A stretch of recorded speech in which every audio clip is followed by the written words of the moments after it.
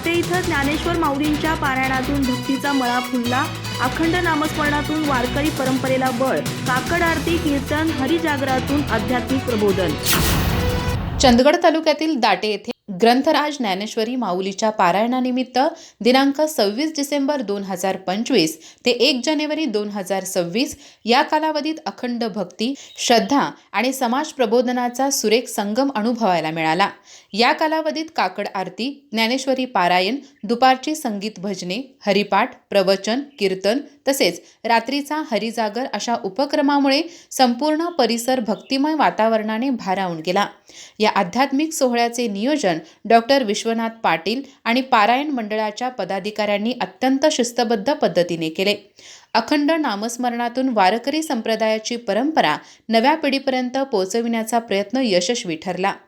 आळंदी देवस्थानाशी संबंधित नामवंत कीर्तनकारांनी केलेले प्रबोधन हे केवळ धार्मिक मर्यादेत न राहता सामाजिक जाणीव जागवणारे ठरले। श्रद्धा, भक्ती आणि सांप्रदायिक एकतेचा संदेश त्यांच्या विचारातून प्रभावीपणे पोहोचला।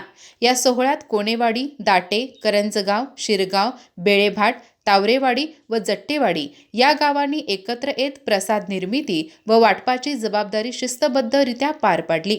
सेवा हाच खरा धर्म हा विचार या निमित्ताने प्रत्यक्ष कृतीतून अनुभवायला मिळाला।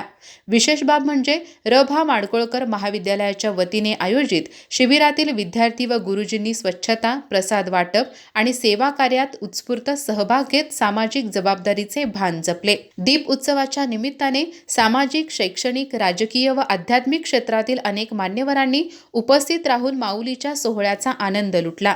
योग्य नियोजन, प्रभावी मार्गदर्शन आणि पारायण मंडळाच्या समर्पित सेवेने हा उपक्रम केवळ धार्मिक कार्यक्रम न राहता अध्यात्मातून समाज प्रबोधन करणारा आदर्श ठरला असून दाटे गावाचा हा सोहळा चंदगड तालुक्यासाठी दिशादर्शक ठरत आहे। अधिक माहिती आणि ताज्या घडामोडींसाठी आजच आमचे चॅनल सबस्क्राइब करा।